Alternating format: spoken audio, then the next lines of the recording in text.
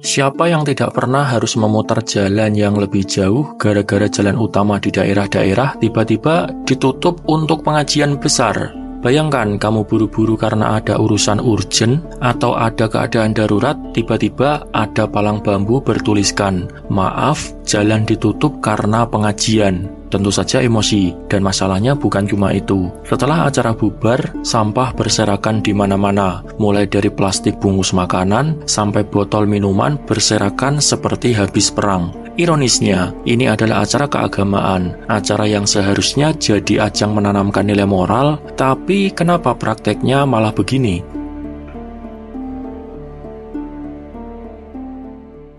Sebagai negara dengan penduduk mayoritas Muslim, tidak aneh kalau acara keagamaan seperti pengajian besar sering diadakan. Tujuannya jelas, mempererat ukhuwah, menyebarkan dakwah, dan menanamkan nilai-nilai positif. Tapi di sisi lain, kita juga hidup di negara yang katanya demokratis, di mana kepentingan bersama harus diutamakan.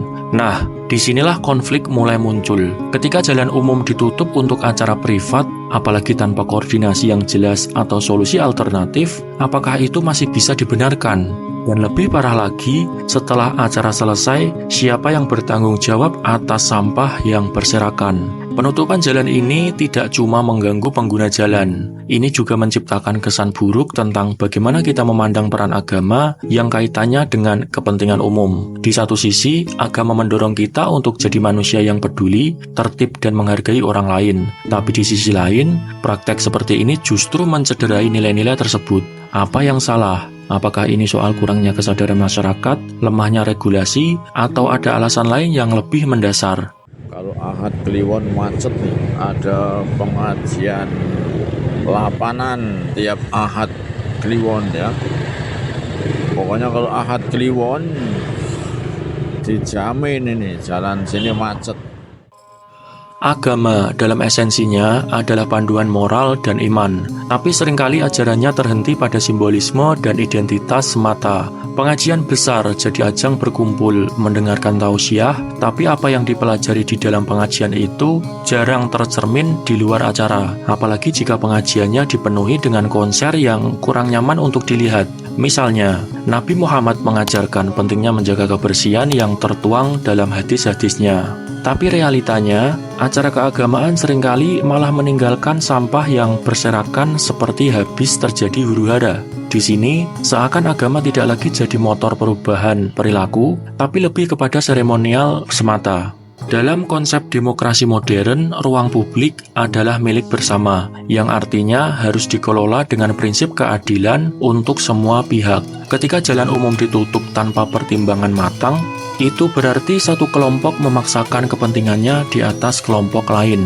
Padahal, dalam agama Islam sendiri mengajarkan keadilan.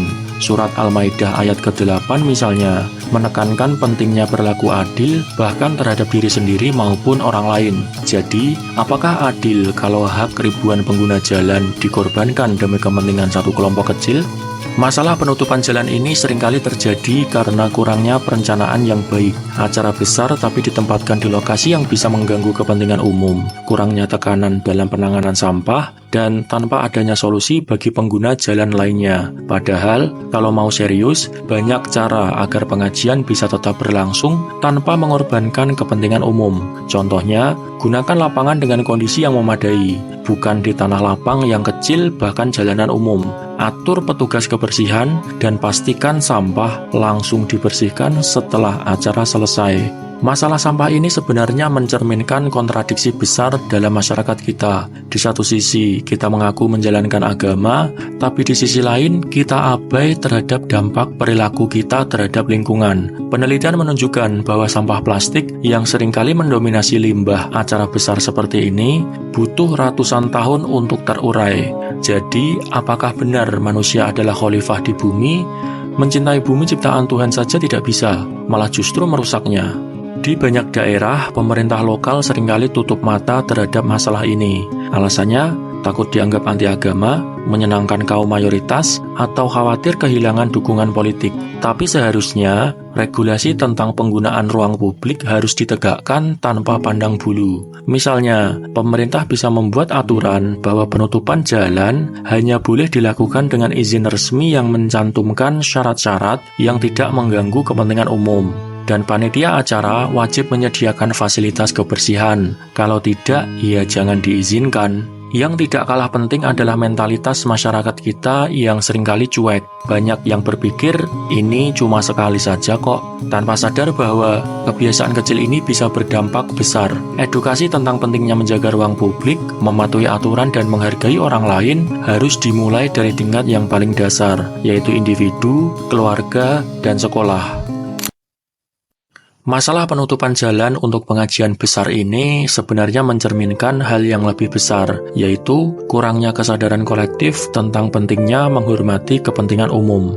Solusinya tidak cuma soal regulasi atau sanksi, tapi juga perubahan budaya dan mentalitas. Kita perlu memahami bahwa menjalankan agama bukan cuma soal ibadah simbolik, tapi juga tentang bagaimana kita berperilaku dalam kehidupan sehari-hari. Kalau kita benar-benar ingin menjadi masyarakat yang religius, maka acara keagamaan seperti pengajian harus jadi contoh bagaimana nilai-nilai agama diterapkan dalam tindakan nyata.